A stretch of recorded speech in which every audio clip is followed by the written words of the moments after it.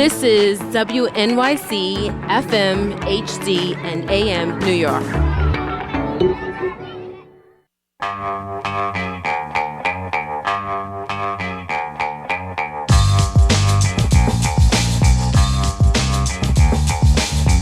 It's the Brian Lehrer Show on WNYC. I'm Amina Serna, a producer here on the show, filling in for Brian today. Good morning, everyone. Coming up on today's show, WNYC and Gothamist transit reporter Stephen Nesson will join us to talk about all the news from his beat, including what Mayor Mamdani has done so far on bike lanes and street safety, how 1 year of congestion pricing has changed traffic patterns, and how the Omni rollout is going, since you can no longer buy or refill your Metro card. Plus, later in the show, how to spot AI-generated content that I'm sure is now populating your social media feeds. My guest is an expert in so-called digital deception, media literacy in the age of AI, coming up later in the show. And we'll wrap today's show with a conversation that I think was made for radio, all about the disappearing Southern drawl. And no, I won't attempt to do it myself. There are issues of class, race, discrimination, and of course, what we lose when accents fade away, and everyone starts to sound the same.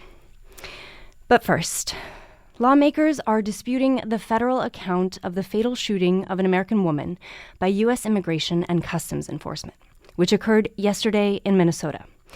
News outlets have identified the woman shot dead by a federal immigration agent as Renee Nicole Good, a 37-year-old mother of three. According to several state lawmakers, Good was at the scene of an ICE raid as a legal observer. Both President Donald Trump and Homeland Security Secretary Kristi Noem called the shooting an act of self-defense on the part of the ICE agent. At a press conference yesterday, Noem claimed that Good, quote, weaponized her vehicle before being shot. Video of the shooting, widely circulated on social media yesterday evening, disputes that narrative, according to Democratic lawmakers. They're responding with outrage over what they believe is ICE's unchecked power to raid, detain, and use deadly force against immigrants, and now an American citizen. In other news, Republican lawmakers are struggling to find a common messaging on President Trump's recent actions in Venezuela, days after the administration overthrew the leadership of former President Nicolas Maduro and arrested the former leader and his wife. President Trump is saying a core group of his advisors will run the country in the interim. That leadership, including Secretary of State Marco Rubio, are trying to soften that language. On the other side of the aisle, Democratic lawmakers, led by Virginia Senator Tim Kaine, have scheduled a vote blocking further military action in Venezuela. Meanwhile, President Trump has turned his attention to Greenland, a territory of Denmark that the president wants the U.S. to own, either through military force or by buying the country. Some Republican lawmakers are viewing those remarks as an aggression against NATO. Joining us now to break down all of this and more is Burgess Everett, Congressional Bureau Chief at Semafor. Burgess, welcome back to WNYC. Hey, thank you. Good morning. And listeners, as we work through some of the national headlines of this morning, we can take a few of your comments or questions for Burgess Everett. What actions on ICE or Venezuela or Greenland would you like for your lawmakers to take? Is anyone actively contacting their local elected officials on these issues, or anything else you want to ask or share? 212-433-WNYC. That's 212-433-9692. You can also text that number. Burgess, let's start on the news from Minnesota. Democratic lawmakers are responding with outrage to the Trump administration's claims that an ICE agent responded in self-defense when he shot and killed an American citizen yesterday. At the core of this is a very graphic video of the shooting, which is being widely circulated on the news and online. For listeners who may not be familiar, can you just briefly describe what it shows? Yeah, I mean, I've watched the video a few times from different angles. It shows the woman, the driver, in a car, kind of blocking traffic, and then being asked to get out of her car. and she drives away, and the officer, the agent closest to her car, shoots her as she drives away. She definitely drives near him. She doesn't appear to knock him over, as the president and some other Republicans have said, and then she crashes her car. Pretty hard to watch, honestly. As you were just getting into there, federal leadership, President Trump and Secretary Noem are doubling down on the narrative that the ICE agent acted in self-defense. So what are they saying?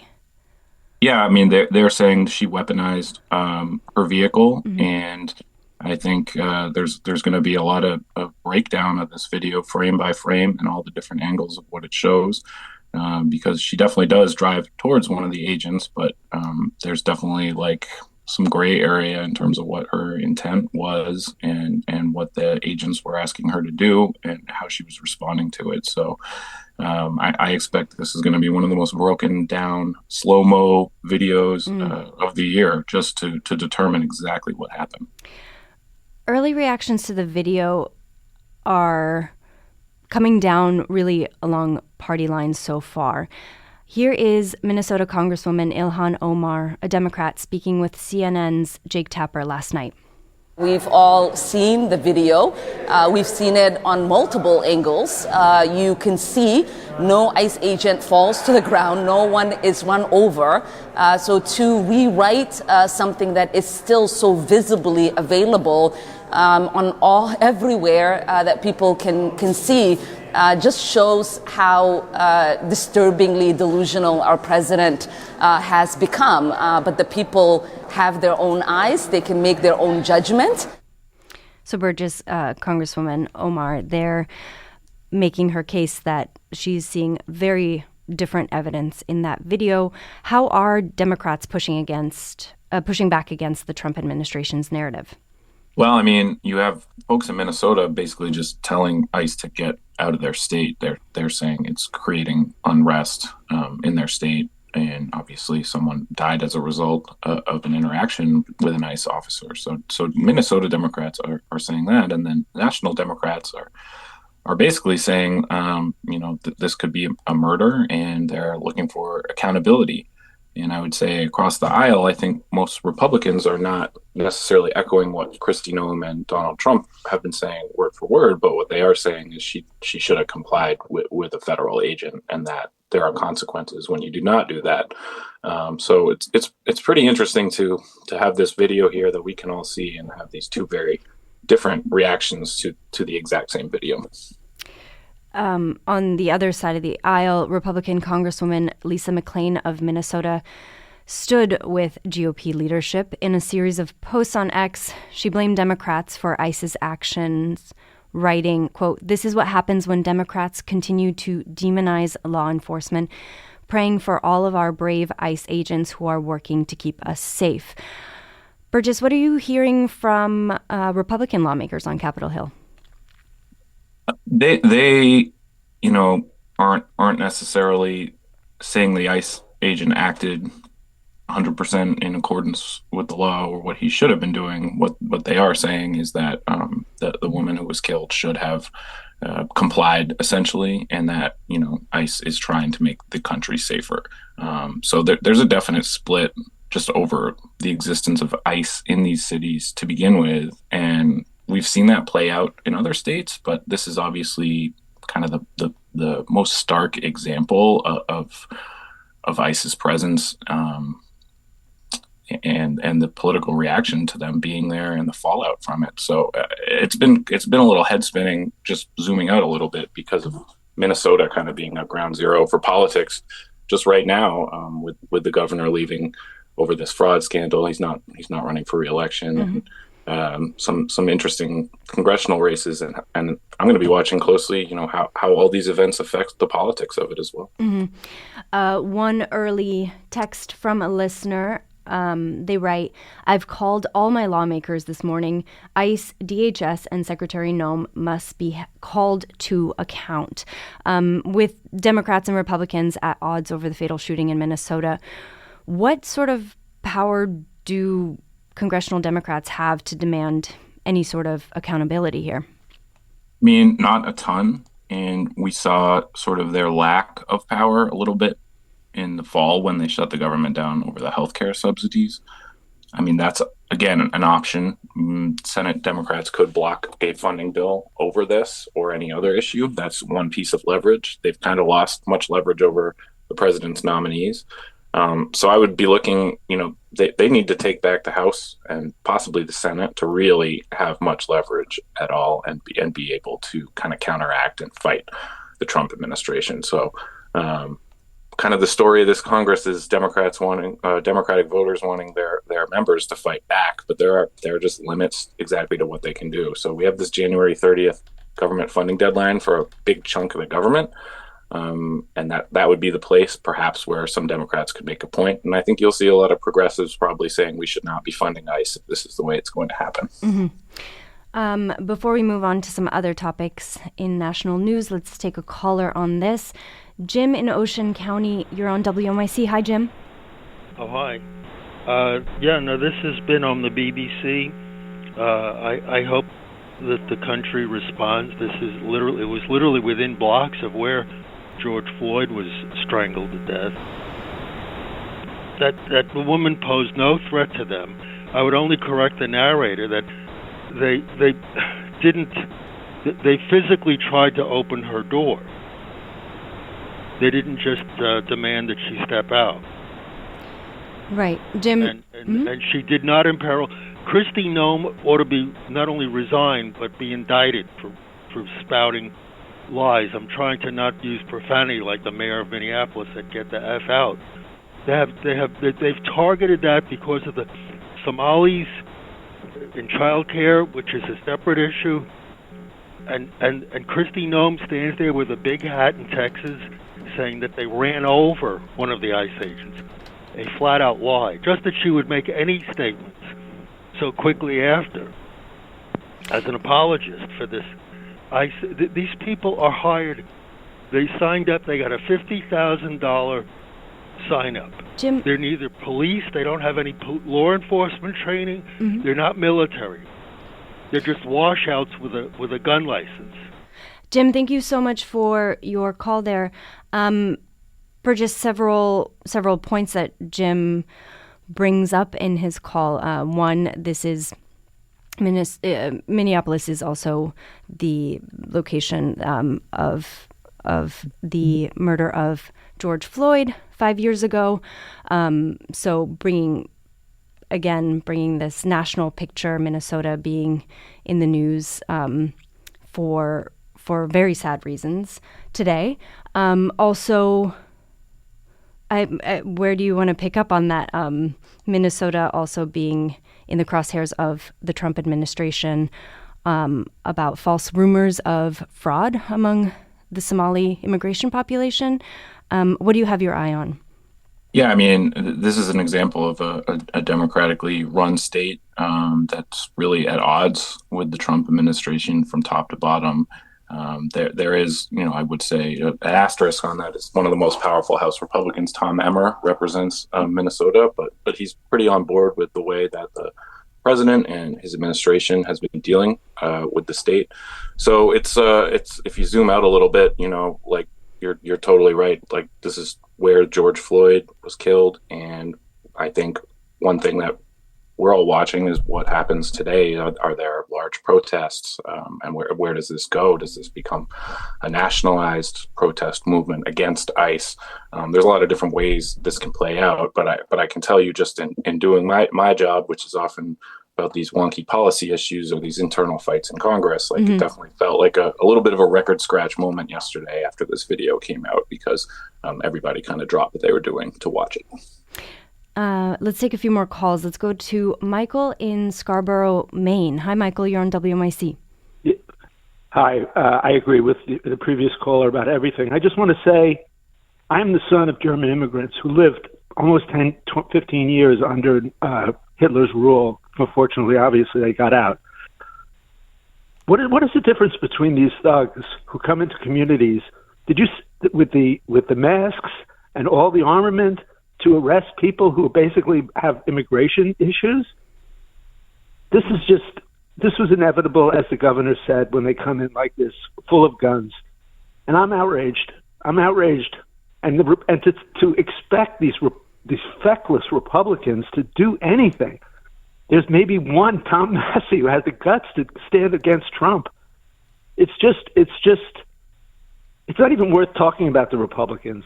We just need to solidify our reactions against Trump, his administration, and his policies, including this ICE, which is just outrageous. Michael, thank you so much for your call. Burgess, we're getting several calls and texters along these same lines, really sort of venting their frustration with what has culminated in a death of an American citizen yesterday in Minnesota. And let's take one more call on this. Kylie in Northern Virginia wants to push back a little bit and saying, I think that Democrats can do something. Kylie, you're on WNYC. Hi. Hi, good morning. So yeah, I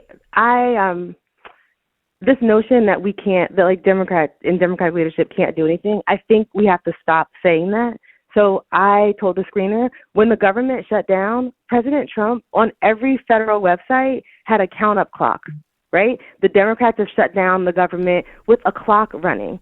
And so, I just drove past the Kennedy Center 2 weeks ago. It almost crushed my spirit to see the Trump Kennedy Center written up there. I didn't see a band of Democratic leaders. This is in Washington, D.C. I didn't see anybody there trying to block him from doing that. So this notion that we can't do anything to bring public attention to the craziness that's happening, that is a misnomer, and we have to stop saying that, because there are things that the Democratic leaders can be doing. I don't know why everybody's not walking around with placards on or big poster boards talking about these atrocities. So I want us to stop saying that there's nothing, or the Democrats they don't know what they could be doing. They could meet President Trump's pettiness, and that would be enough for me. There is stuff that we can do to bring public attention to this nonsense that's happening. Thank you so much for your call, Kylie. I think Kylie making a point there that there's more of a protest stand that Democrats could be making, more symbolic, which we'll get into a little bit later in covering the national news. And Burgess, do you have a response to that? Yeah, I think she's totally right that there's kind of two buckets of opposite what the opposition party can do. I'm in the Capitol every day, and my focus is always on how the government is being run, and so I'm focused on what levers of power they have, which have been reduced even in the past year, and they're in the minority in both chambers. So to me, for them structurally to change and fight the Trump administration more effectively, I think it's about winning the midterm elections. But she is also right that there's also a public opinion is important, and there's certainly a lot of folks in the party that think Democratic leaders could fight them harder rhetorically and do more, around the country and in D.C. To show that they're fighting. So that's certainly a valid point. For those of you just joining us, this is The Brian Lehrer Show on WNYC. I'm Amina Serna, normally a producer on the show, filling in for Brian today. Moving on to Venezuela. Senator Tim Kaine of Virginia, a Democrat, has introduced a war powers resolution limiting military actions in Venezuela. Here is Senator Kaine on NPR's Morning Edition earlier today. It directs the president to cease the use of U.S. military in hostilities against Venezuela. And it has a specific exception where the U.S. always has the ability to defend itself from attack or imminent attack. So it would direct the president to cease military operations. It would have to be passed by the House and go to the president's desk. The president would likely veto it. But I've been down this path before, and what I found is when Congress passes a resolution like this, it's an effective message to the president that the American public is tired of war and it's time to back off. Burgess, as the senator said in that clip, and as you report, he's been down this path before. Back in November, he put forward a similar resolution in the Senate, which failed 49-51. Can you refresh our memories? What happened in November? Yeah, this was when the boat strikes were occurring on a fairly regular basis. And I actually talked to Senator Kaine this week as well, and he said Republicans told him then they didn't really think that Trump was going to take action inside the country. Obviously, the capture of Maduro has changed that calculus. I spoke to a handful of the undecided Republicans, or those who wouldn't say how they're going to vote, yesterday, and this is going to come to the Senate floor this morning. So it's a fast-moving story, and I'll be watching it closely. Some of the folks that I'm not 100% sure how they're going to vote are Senator Collins from Maine, Senator Moran from Kansas, and Senator Young from Indiana. And I would say, and I know we'll transition a little bit to Greenland probably in a little bit, but I feel like there's been these briefings on Capitol Hill, and I don't sense a ton of outrage from Republicans over the Trump administration's handling of this Maduro raid, which I think is the main thing that they will be having in their mind as they vote on this. Now, that isn't to say this won't change 2 months, 6 months, a year from now, depending on how entangled or not the United States gets in Venezuela. But I definitely don't sense this, 20 Republican defections on this Venezuela vote. Like, it's going to be close. And even if it passes the Senate, probably wouldn't pass the House. And as Senator Kaine said, the president would veto it. But what I do think is interesting is Senator Kaine has been pretty consistent on this issue. He actually took on President Obama over authorizing military force for conflicts back in the day. So he's one of these few members who's relatively consistent on an issue like this. Mm-hmm. Senator Kaine told Semafor that Republicans thought the president was bluffing on Venezuela back in November. Do the administration's recent actions in Venezuela sway Republicans to stand with Democrats this time around? It doesn't feel like that to me, but I do think that there is a small chance that a couple Republicans could change their mind. And this is a weird vote because you just need a majority to get this thing to advance. So 49-51 was the November vote. You had Lisa Murkowski and Rand Paul in favor of that. Lisa Murkowski has not said explicitly she's going to vote for it, but if you count her in the yes column, you just need to flip two more. So it's definitely possible, and I would think even more likely perhaps later in the year if things go south a bit in Venezuela. But I will say right now, a lot of Republicans were pretty happy with the way the Trump administration conducted the capture of Maduro, and the briefings this week seem to validate their support for it. Let's go to a call. Lauren in the Bronx, you're on WNYC. Yes, thank you for taking my call. I'm calling to ask his opinion on having impeachment hearings, even though we know that it's going to fail, for the purpose of having these issues, the boats, Maduro, Minneapolis, in the public's face on primetime television and radio night after night after night, so that there's a full chance to make the argument in the strongest possible terms, and to have these impeachment hearings supervised by professional media like they did with January 6th. I believe it was ABC that came in and formatted it so it would appeal to the public. And I think Congress desperately needs that because it has to appeal to the viewing public.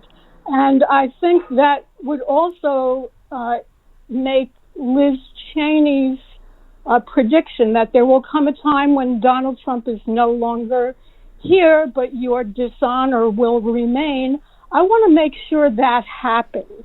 And I think making Republicans go on the record saying nay makes it much harder for them in 2028 to say, well, I was always against Trump. I was always the one saying no. I mean, there'll be a record, and I think that they need to have that. And then just as a sort of related digression, I mean, with Steve Miller saying might makes right, didn't King Arthur take care of that sometime in medieval times by inventing civil law? I mean, are we back to suits of armor and kerns on the battlefield? So I think there's that as a historical aside. Lauren, thank you so much for your call. Burgess, I'll just add before I get your take. President Trump recently told House Republicans at a party retreat that they must retain control of the chamber in the midterm elections. New York Times reports he said that he is expecting to face a third impeachment if Democrats retake the majority. So where do you want to come in on Lauren's call? Sure. I mean, in the next year, obviously from the minority, unless something crazy happens with the House, which is very narrow right now, you can't really install an official impeachment hearing. As a Democrat, you would need Republican support right now from the leadership. That's obviously fairly hard to imagine at this point. Democrats could hold shadow hearings. I'm not sure they would get the same level of attention as what she was referring to on the January 6th committee back in 2020 and 2022. Again, options are limited. However, there's a big debate in the Democratic Party about whether to talk about impeaching President Trump if they do win the House majority. I think you're going to see a split where folks in progressive districts, for example, I talked to George Conway, who's running in the New York's 12th district to replace Jerry Nadler. He's running on an impeachment and removal platform. And then I'm not sure you will see that same rhetoric from most of the folks who are running in these purple battleground seats, which are the ones that will actually decide the majority. So a little bit of a strategic split there in the Democratic Party about how to talk about this. And as Senator Kaine notes in that clip that we just played, the president is likely to veto the limit on his own powers put forward by Congress, whether this resolution passes or fails today. So Burgess, what's kind of the point?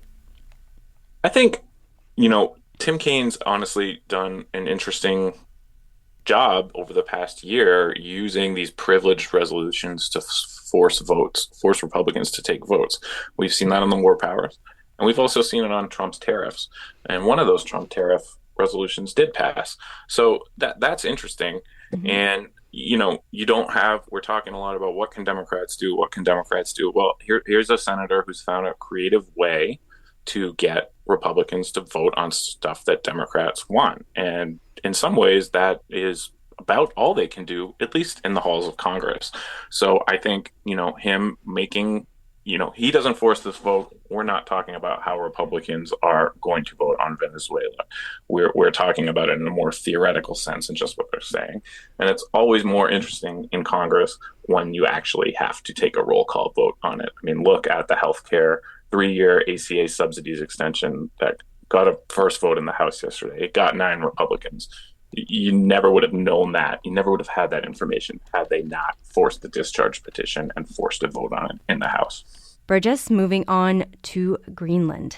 The Trump administration has previously said it would take Greenland, a territory of Denmark, by military force. Now that talking point has shifted. On Tuesday, Secretary of State Marco Rubio told lawmakers Trump's latest plan is to buy the country. So remind us again, why does the Trump administration want Greenland? They want it for 2 reasons. It's a strategic asset, basically as a bulwark to Russia, and it's a big territory kind of that they see as part of their Western Hemisphere strategy. And then they also have these rare earth minerals and perhaps other resources that the administration seems to covet. So, pretty straightforward. They think it'd be better for the United States to have Greenland, and they are basically saying they don't understand why Denmark is controlling it. We have a listener on Greenland calling in, but Gary from Sunnyside, you're on WNYC. Yeah, hi. Thanks for taking my call. The citizens of Greenland have free universal health care. Now, if the U.S. were actually to take Greenland, it seems to me there's 2 possibilities. They would do away with the free health care, which I think would cause some serious unrest among the citizens of Greenland. But if they decided to keep the free health care in place, how would they justify that to all of the millions of Americans who have no health care at all? And I'll take the response off the air. Gary, thanks so much for your call. Burgess, I'm not sure if the administration has kind of, we'll talk about what Secretary of State Rubio has said so far on what the U.S. actually plans on doing in Greenland, but we haven't gotten so far as to think about healthcare or anything like that, right? No, we haven't. But I would just add, Amina, as we're talking about it, like Marco Rubio saying that, but the White House press secretary, Caroline Leavitt, has put out statements refusing to take military action off the table. And so that's something that I'm sure we'll get into, but has caused a little bit of a disconnect and has a lot of people scratching their heads. Well, let's talk about what Secretary Rubio has said. While the Trump administration indicates that U.S. will run Venezuela for a time, you write that Secretary Rubio has spoken in more traditional diplomatic terms, previewing a quarantine of oil exports designed to cajole its new leadership into falling in line with Washington's demands. So as we hear, as you just previewed, Caroline Leavitt disagreeing and saying military forces on the table for Greenland, Secretary Rubio saying not.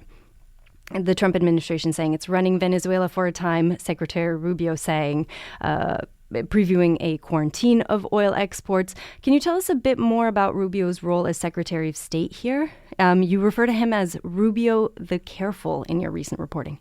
Yeah, he's got to take a lot of these bombastic statements from the president and sort of like transform them into being a traditional diplomat. And I think the best example probably of that is we will run Venezuela, which is what Trump says, and Rubio says, well, we will run the policy. So he's basically saying we are going to use leverage to get Venezuela to kind of behave the way we want them to, and then in theory transition to a free and fair election where they can govern themselves. That sounds pretty hard, but that's closer to the vision that Rubio's projecting. However, Trump's the commander-in-chief. Rubio's job is to implement what he says. So I'm guessing that the truth is a little bit in between those two things.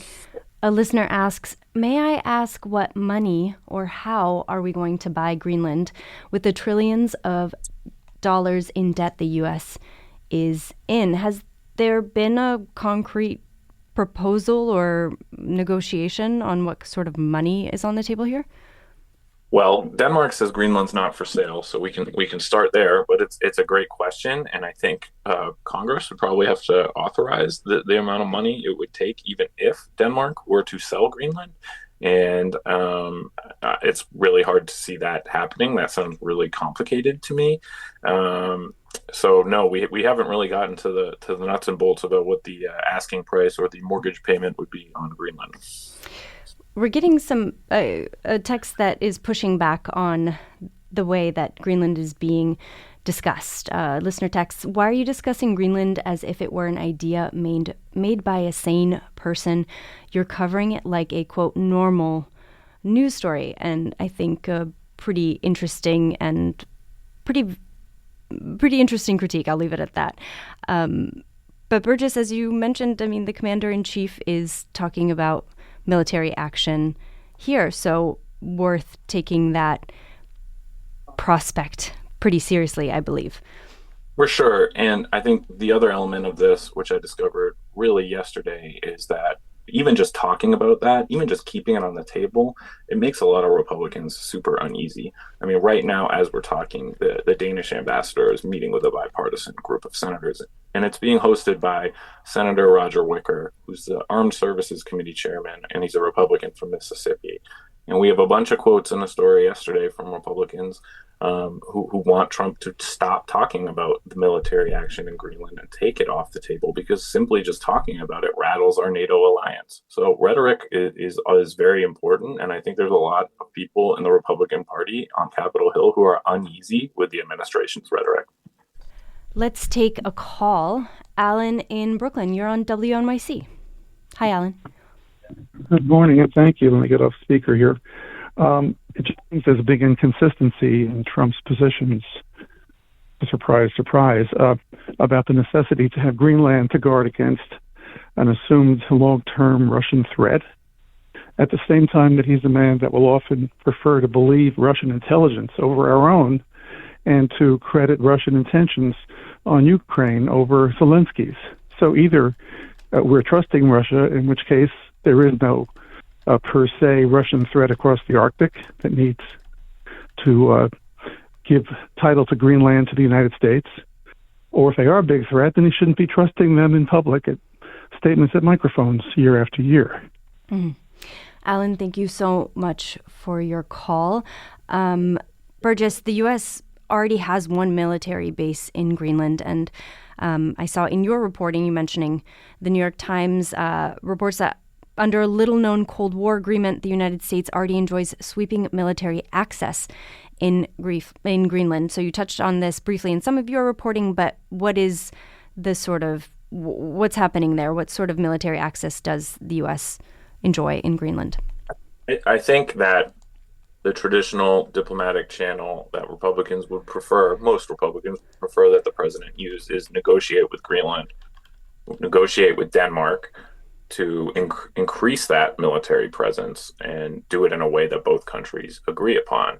So that's very different from taking Greenland, right? Like, and making it a part of the United States. So I view those two things as pretty incompatible.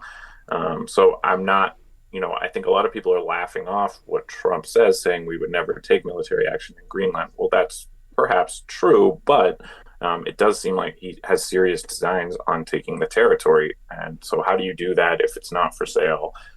It's difficult to reconcile, because it doesn't seem like the president's goal is merely to just increase the U.S. presence there. It seems more like he wants the country. Mm-hmm. A listener also notes we already have a base in Greenland, as we mentioned, and could easily negotiate for minerals and anything else that Trump wants for U.S. defense. And before I let you go, Burgess, I want to take one last caller here with some really interesting historical context for the conversation that we're having today, which might seem a little bit squishy.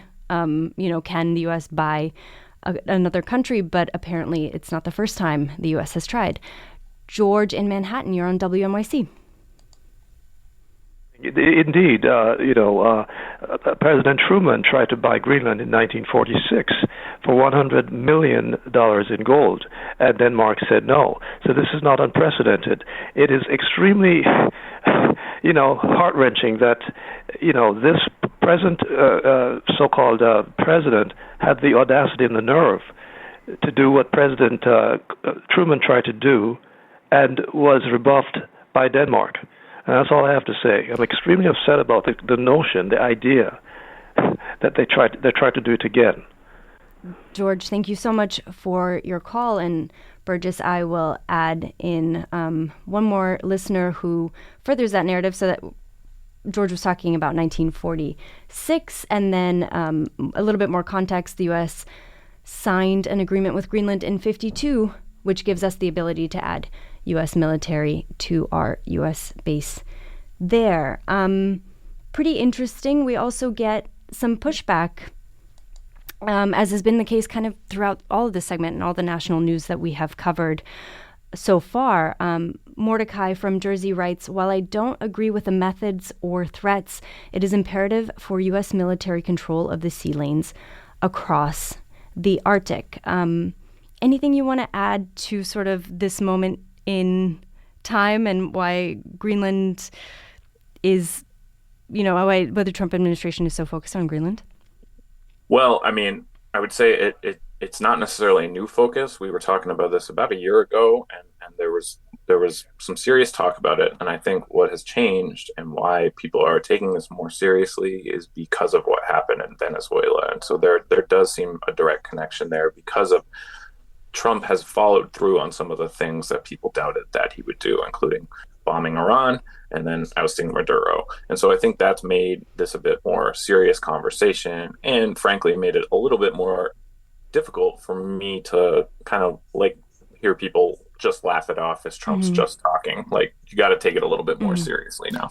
And on your reporting, a listener texts, I wonder if Putin gave Trump the idea of, quote, taking Greenland because Putin's dream is to break up NATO. You have reported that there are actually within Congress Republican members who are pretty hardline sort of NATO supporters. So can you just talk to us about how this is playing out in Congress on both sides of the aisle? Yeah, I mean, this is a rare issue, I think, where Republicans are willing to challenge the president because of the importance of NATO. And, my focus is on the Senate, and this has kind of been the NATO engine more so than the House recently on the Republican side. Mm-hmm. And that's translated to more money for Ukraine in their fight against Russia, for example. And so I do think that there are a lot of Republicans who don't like this Greenland rhetoric and are worried it's destabilizing NATO. So, we'll see. The other element here is Marco Rubio, the Secretary of State, said he will be meeting with Danish officials next week. So we'll see if this can come to some sort of conclusion. But I think there's a large desire in the Republican Party in Congress for the administration to just cool down the rhetoric a little bit. That's all the time we have for today. My guest has been Burgess Everett, Congressional Bureau Chief for the news site Semafor. Burgess, thanks so much for coming on the show. Thanks for having me, Amina. Appreciate it.